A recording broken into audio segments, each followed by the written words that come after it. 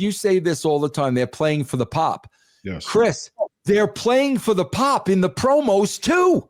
Yeah, absolutely. The same exact thing. It's like Jeff Jarrett is telling MJF, your mother's a hoe, to get the, ooh, he didn't just say that.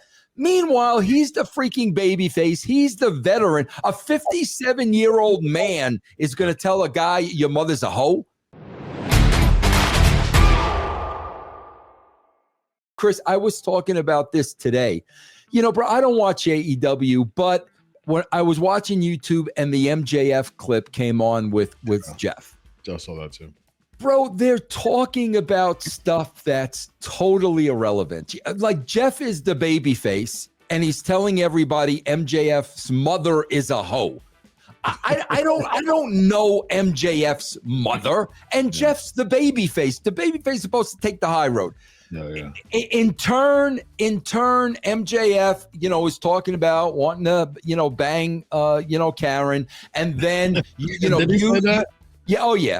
And then probably about 3 minutes of his. You use the death of Owen to get ahead, which nobody would ever believe. You would never believe that in a million years, bro. The thing that I said is, if you want to get people talking, bro, Jeff has such a long, rich history in the business. And bro, for as many people that love Jeff, the Sanjays and the Jay Lethal, a lot of people love Jeff. A lot of people. Bro, there's a lot of people that hate Jeff. So if I'm MJF, I'm going to try to humiliate and embarrass Jeff. Bring out those people one by one that have heat with them. Whoever, Raven. Who Raven, you felt that you were holding me down at TNA. You ran the company, you put the belt on, you said, blah, blah, blah. Then you build to, bro, the last person you bring in is Dixie Carter. You think you know all the wrestling stories? There's more you haven't heard yet. Join us on Backstage Pass. Bro, this is what's going to get people talking, not Jeff Jarrett telling MJF your mother's a hoe. But I swear to God, bro, I'm so disconnected with the wrestling business nowadays, Chris, where like, is that even a thing anymore to try to get the people to talk? No, I think the greater emphasis is trying to get a pop from the crowd. And bro, you know what's funny about this, Chris? You say this all the time. They're playing for the pop.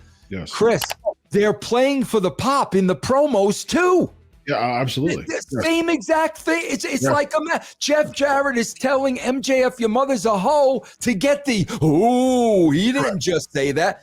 Meanwhile, he's the freaking babyface. He's the veteran. A 57-year-old man is going to tell a guy, your mother's a hoe? It's like, guys, come on, man. It's all about the pop, man. It is, bro. It is, Chris. It is. They feel like the accomplishment. They feel like there's an accomplishment there if the crowd is reacting. And so they don't really care about anything else. Just as long as the crowd reacts, all set. Yeah. So. Bro, back in the day, and you know this, Chris, bro, if you got the cheap pop, you were frowned on in the locker room. Mm-hmm. Like there was a difference between a pop and a cheap pop. And if you went the way of cheap pop, bro, you didn't have the respect in the locker room because it was easy. It was easy. You didn't have to work for it. Yeah. Yeah. And I think it takes a lot of creativity away too. If as a heel, if you're trying to just get the cheap pop, I think that if that's in your character, I think that MJF, when he was doing that, just to get the cheap pop, he's a snarky heel. So that just comes with the territory. But the problem is it can get too long in the tooth, so to speak, if you try to get the cheap heat by talking about somebody's mother in the promo. Like, what's the payoff to talking about somebody's mom? Unless their mom's in the storyline somehow. Right. Why do I care about your mother? You know what I mean? Like, it just doesn't really make sense to me.